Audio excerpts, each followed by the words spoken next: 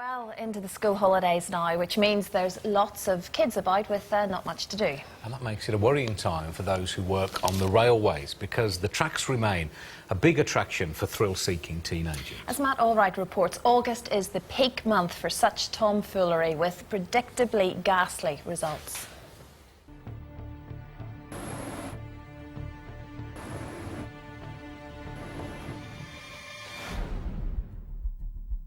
I do remember I kept on saying, is he dead?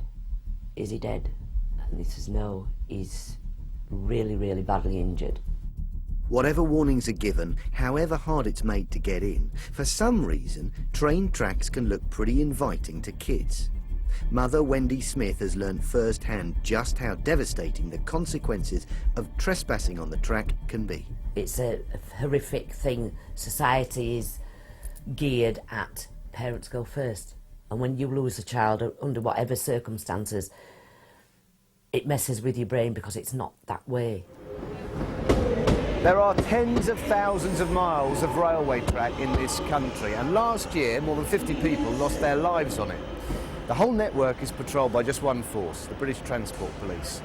You may be looking forward to a peaceful, relaxing summer holiday. They're not. Because when the schools break up and the days are long, the attractions of messing about on the line can become all too tempting for bored kids. Already we've seen over the last couple of weeks a couple of incidents that have resulted in two youths being electrocuted, a paving slab thrown through the cab of a passing train, just narrowly missing the driver. Modern trains can travel up to speeds of 125 miles per hour. This simulator is used by drivers to prepare for the real thing, and it might seem like every boy's dream to sample life in the driver's cab, but... So I've just taken a projectile, a missile, straight in the windscreen. As a driver here, you are a sitting duck. There's nothing you can do. And if somebody's got the will to throw something like that, then there's no way you can avoid it. And tragically, for many drivers, it's not just bricks and concrete that hit their trains.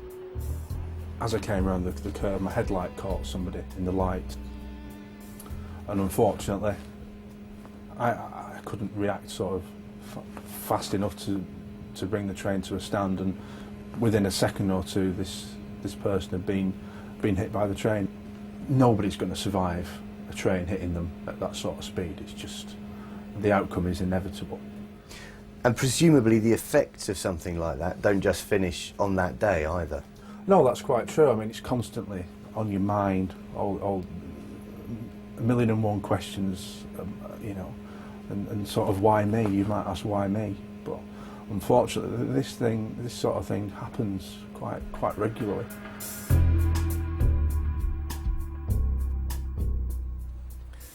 Everyone likes to have a laugh when they're a kid, doing things that they shouldn't do, you know, knocking on doors, running away, climbing trees, that sort of thing. But when the risks are so great and so obvious as they are in this case, why do it? So Umar, what did you used to get up to on the railway lines?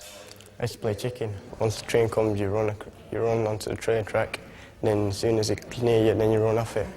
That sounds incredibly dangerous and a bit daft. So why did you do it? It is dangerous, but at the time you don't think of it. You're bored out of your brain, you're a little kid, you've got nothing to do, no job, no nothing. Overcoming that kind of boredom is the challenge. The rail industry tries hard, spending millions on information and even putting money into projects like this. Their cash helps world champion boxer Amir Khan offer lads like Umar an alternative to the danger of the tracks. However strong the message is, it seems some kids are still prepared to risk their and others' lives. At this rail crime hotspot in the northwest, CCTV cameras capture the latest images of kids dicing with death. The only thing that seems to work is a physical police presence. Foxtrot 92 from 30. Yeah, there's two stood to my right. If you want to have a quiet word with them.